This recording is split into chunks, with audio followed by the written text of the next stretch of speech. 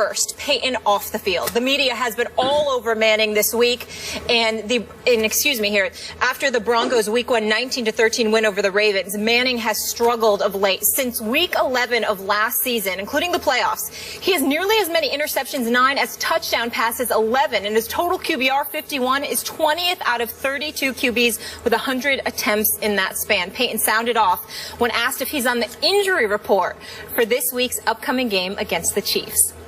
You know, my thoughts on the injury report. I think the media should have to do an injury report as well. I think all you guys have to. I'd like to create it myself, you know, and just, to think about. I'm going to put down what I think y'all's injuries are. I think we have to keep reminding ourselves around here that we did actually win the game, that we are 1-0. Thank goodness, because I can't imagine what it would have been like had we lost the game. You know, I'm sure offensively, I speak for a lot of guys, that we certainly want to play better, and feel like, that Thursday probably couldn't come soon enough to have another opportunity, and I think everybody wants to do their job better, but at the same time, we felt we did enough to help us win on Sunday. Stephen A., is this the beginning of the end for number 18? Well, listen, I think it's the beginning of the end, but it has nothing to do with his performance in Week 1. The Baltimore Ravens have a good defense. There's some question marks about them now that Suggs has gone down, which is something that we'll talk about a little bit later on in the show. But I definitely think that there's an overreaction as it pertains to his performance in Game 1 of this NFL season. What I think Peyton Manning needs to take into consideration is that people are looking at the last 4 games of last year, his performance against the Buffalo Bills, his performance against the San Diego Chargers, the 4 interceptions he threw in a loss at Cincinnati, the relative, pedestrian performance against the Oakland Raiders, and then in the last regular season, and then, of course, the performance in the playoff game against the Indianapolis Colts. He did not seem like himself. Father Time seems to be knocking on his door just a touch, at least, just tapping on his door a little bit, and I think that's why people are asking those questions. But at the same time, I don't blame Peyton Manning for being a bit annoyed and perturbed over it all. This is a guy that completed 66% of his passes last year, threw for over 4,700 yards. When you consider the numbers that he put up just last year alone, that's better than most quarterbacks have done in their careers. And so when you look at it from that perspective, I definitely think he has every right to be a bit annoyed. He just needs to remember that we're not measuring him against other quarterbacks. We're measuring him against the greatness of himself. And we're wondering how much he has left. We've heard about the numbness or the lack of feeling in his fingers. You know that he can't run with the football. You're wondering about the back and the hips and all of that other stuff. And so because of that, just the cumulative effect of age, attrition, the injuries that he's had, the surgeries that he's had, along with the level of regression we've witnessed, particularly since he got beat up against St. Louis, it's not something that we can ignore. Now, his playoff performance was the hamstring had a lot to do with that, because if your hamstring ain't right and you're out there throwing with a bum hamstring and you can't throw the football, you're not going to be able to throw the football effectively, and we understand that. But again, he just needs to remember we're measuring him against the greatness that he himself has put on display for the better part of the last 2 decades, not what Peyton Manning is capable of doing compared to most other quarterbacks in the NFL, because we know he's still elite compared to most. So, bottom line, what's your gut feeling here? Is he about to fade into the sunset sooner than later? I personally, that's my personal belief. I don't have any knowledge of it, but my personal belief is that this is the end for Peyton Manning, that he will retire after this season. That's just what I think. I don't disagree with that, just conjecture. We're just guessing. But I'm with you about that, because after this season, he turns 40 years of age in March. So could I see the great Peyton Manning, the all-time great Peyton Manning, saying, okay, that's enough? I could, if they went out on a pretty to very high note this year, and I think they still have a chance to go out on a high note this year. I am definitely not writing off Peyton Manning for this football season. I still have them winning this division. I do not have them winning the AFC just because I like the Patriots. But do I think they could be a threat to the? You better believe I do. I don't see dramatic decline in Peyton Manning's game. All those games you so eloquently listed, I still, man, I don't know. Everybody goes back to week 11 last year. Remember, you pointed out at St. Louis, he got rocked, man. He got beat up at St. Louis. He was only sacked a couple times, but it seemed like they hit him 6 or 8 big times. And they lost the football game. There's no shame there because we saw what happened to the Seahawks yet again in St. Louis this past Sunday. And yet he bounced right back from that game, beat up as he was, and he had a big game against Miami. Then he went to Kansas City, where he has to go again tomorrow night, and they won 29-16, and he had a pretty good game.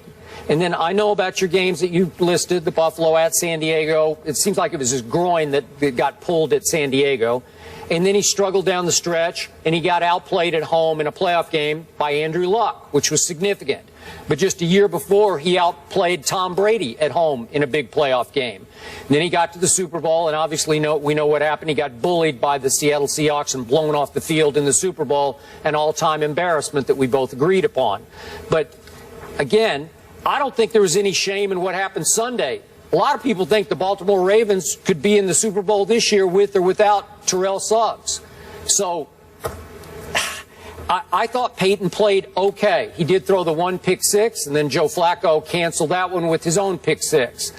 So, Stephen A., after all the offseason talk about what will the new coach do, the whole new staff comes in, new regime change, will they try to run the football? He still threw it, did Peyton, 40 times against the Baltimore Ravens, and they ran it only 25 times in a very close game that ended up 19-13. He no longer has Julius Thomas, obviously. He no longer has Wes Welker. So it's Emmanuel Sanders and Demaryius Thomas, and Emmanuel caught 8 and Demaryius caught 7 on Sunday. It's business as usual for Peyton Manning. So when I hear all the conjecture about has he lost a lot of velocity, especially in his deep balls, and I look at the deep balls, some of them have been overthrown, some underthrown, but some have been overthrown. And my question to all those doubters is, when did Peyton Manning ever have a cannon to begin with? I mean, when he was a rookie, he didn't have a cannon. He's never had a cannon. And I'm still sitting here to tell you, Stephen A., that I think 25 out of 32 teams would right now take Peyton Manning as their quarterback. That's how good he is. Well, and obviously he's better than Brock Osweiler because that's his backup in Denver. So I think the Broncos are going to be just fine at his age 39 season.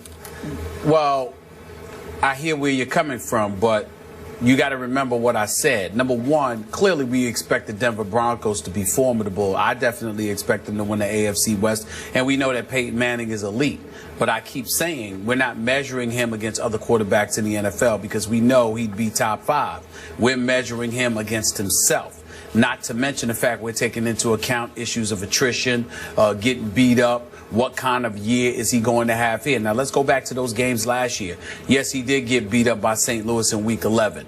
You pointed out how he showed up against the Miami Dolphins the very next game. Yep. Yeah, but they gave the ball to C.J. Anderson 27 times. He ran for 167 yards. The following game against Kansas City, he threw 4 touchdowns in that game against Miami, and we understand that. But it wasn't like he had a 300 or 400-yard game. C.J. Anderson was running all over the place, and then obviously Peyton Manning would finish the deal. The very next game against the Kansas City Chiefs, well, what happened? C.J. Anderson rushed the ball 32 times for 168 yards. So you're talking about a Peyton Manning squad with all the aforementioned individuals, the Wes Welkers, the Julius Thomases, the Demaryius Thomases, the Emmanuel Sanders of the world, etc.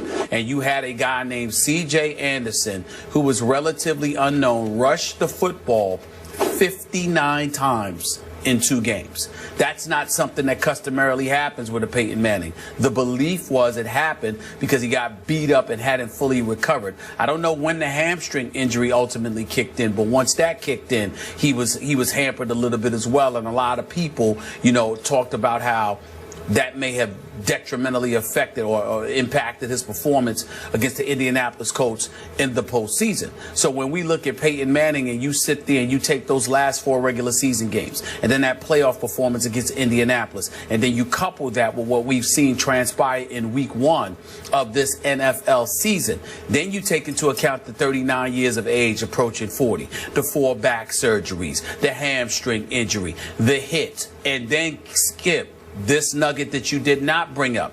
How do we know he's happy with Gary Kubiak and John Elway?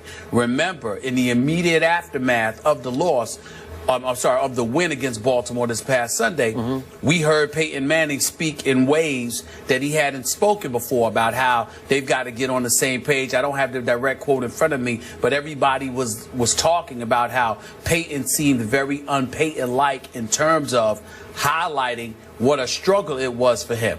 Because what we're witnessing is John Elway and Gary Kubiak, at least from the outside looking in, it appears as if they're trying to run more of the show instead of leaving that to Peyton Manning.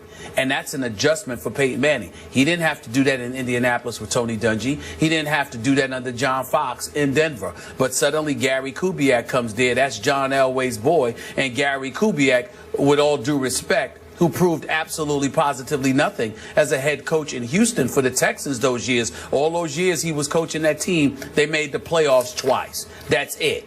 But Gary Kubiak is running the show in Denver. And oh, by the way, he's trying to tell Peyton Manning what to do on the offensive side of the ball. All I'm saying is those things, if there's any truth to what's being purported, then you never know what kind of an impact that might have on Peyton Manning, because he may very well say the cumulative effect of all of that, I don't really need this, let me move on. Yeah, I hear what you're saying, but the numbers speak differently on Sunday. Again, he did throw it 40 times. They ran it only 25 times. So it wasn't like you took the ball completely out of Peyton's hands in a low-scoring, close defense and run the football kind of 19-13 game. So that's fair. I get it. I get that Kubiak might want more control. It's hard for us to know. That's where I'm going. You know, yeah, I get it. And Peyton can't freelance as much in Audible as much, not as much Omaha going on. I don't know about that, but it looked pretty much the same to me, even though Peyton did speak after the game. It's all new to him. Some of the cogs are new in the system. So I get that, but it still looked Peyton-esque enough to me that I'm not going to panic on his part, overreact. And I must say also, I love the fact that Peyton Manning was testy yesterday. He was a little chippy. We didn't get the Saturday Night Live Peyton. We didn't get the affable ambassador for the Broncos and the National Football League. We didn't get the Papa John's Peyton Manning yesterday. We got a guy who had a little chip on his shoulder. Well, good for him and good for them, because they need him to have a chip on his shoulder. They're going into hostile territory tomorrow night, Kansas City. This is a huge division game for them.